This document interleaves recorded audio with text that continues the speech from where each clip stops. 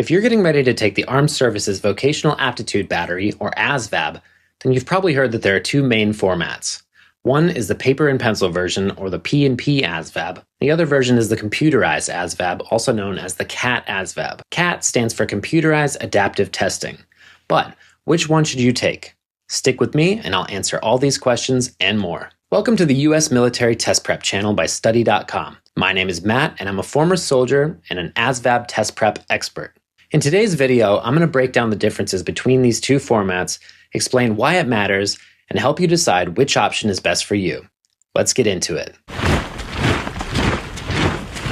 First, let's cover the basics. The ASVAB is a test used by the military to determine whether or not you're eligible to enlist. This exam tests your knowledge and abilities in areas like math, science, reading comprehension, and technical skills. It also helps you to figure out which military jobs might be best suited for you. Each branch of the military has different types of jobs. Make sure you check out other videos on this channel that go into detail about interpreting your ASVAB score and the requirements for different occupational specialties and branches. I mentioned earlier that there are two formats. The computer version, or the CAT-ASVAB, is an adaptive test. I'll explain what an adaptive test is a little later. It has 135 questions and there's a time limit of 198 minutes. You'll be tested on information from 10 subtests. These subtests check your knowledge in different areas like general science, arithmetic reasoning, word knowledge, paragraph comprehension, and mathematics knowledge. The other areas are electronics information, auto information, shop information, mechanical comprehension, and assembling objects. The paper and pencil format, or the P&P-ASVAB, is a more traditional test. It has 225 questions and you'll have up to 149 minutes to complete it. The P&P-ASVAB has 9 subtests but covers the same subjects as the CAT-ASVAB. On this version, the auto information and shop information subtests are combined into one, known as the auto and shop information subtest. You'll need to go to a military entrance processing station, or MEPS, to take the ASVAB. All testing is done by computer at a MEPS. If you don't live a reasonable distance from a MEPS, you may be able to go to a military entrance test, or MET site. MET sites usually use the computer version, but some do have the paper version. 70% of military applicants take the computer test since it's more widely available. You may be wondering why the format even matters if the same subjects are on both versions. The testing process and rules will be different for each version of the ASVAB. Knowing what to expect before you enter the exam room can make you feel more prepared and help you be at ease. How comfortable you feel could even play an important role in how you perform on the test. Let's take a look at the test-taking experience that you can expect to have for each format.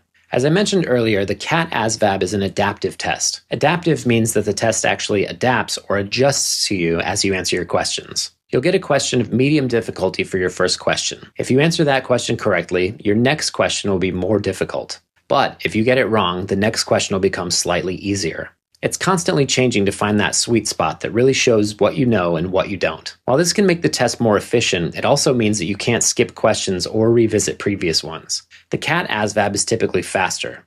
Most people can finish it in about an hour and a half, and you can leave the room as soon as you finish. The P&P-ASVAB is more like the test that you probably took in high school. The difficulty level of the questions is fixed, meaning everyone answers the same questions regardless of skill level. This format allows you to skip questions and to come back to them later, as long as they're part of the subtest that you're being tested on at the time. If you take the paper and pencil version, you can expect to be in the exam room for up to 3 hours.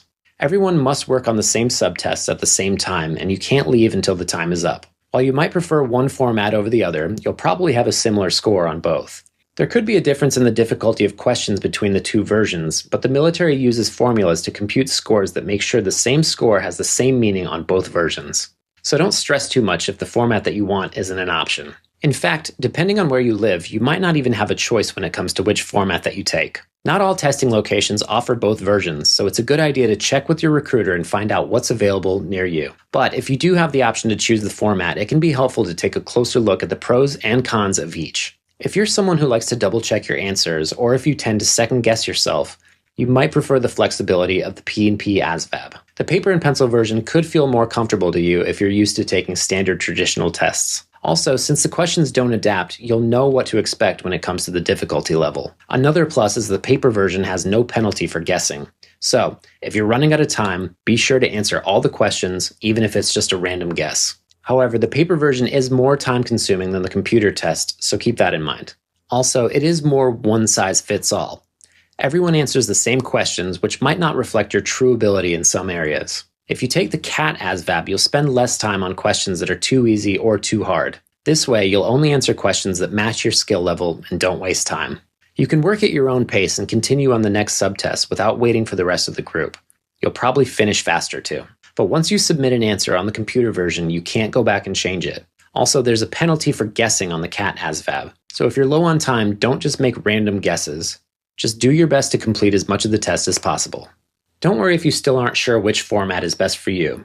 I'm going to give you some steps that you can take to help you decide. First, if you haven't already, talk to a recruiter. Not only can they tell you what your options are, but they can guide you based on your own strengths and goals. Next, I recommend taking a practice test in both formats. Many online resources mimic the computer version, while books usually have paper practice tests. If you have the option to choose between the formats, this can give you an idea of which one might be the best suited for you. Whether you go with the CAT-ASVAB or the P&P-ASVAB, preparation is key.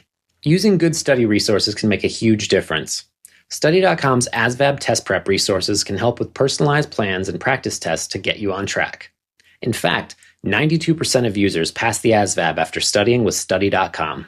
Taking a practice test can zero in on what you know and what you don't know. Watch lessons to review the material that you're less confident in. If you feel like you know a topic well, do practice problems and quiz yourself. If you notice that you're missing a lot, go back and review a lesson to really make sure that you know the material well. A solid prep plan can help boost your score. If you're prepping for the ASVAB, consider using Study.com's ASVAB study guide and test prep resources, and hone in on what you really need to study. And that'll do it for today. Both the P&P-ASVAB and the CAT-ASVAB are effective tools in addressing your abilities and opening doors to your future military career. Knowing what to expect and being comfortable with whatever format that you decide to take is important, but preparation is the real key to success. If this video helped you out, give it a thumbs up or drop a comment with any topics or questions that you want us to cover. And don't forget to subscribe for more U.S. military test prep content. I'll see you in the next video, and you've got this.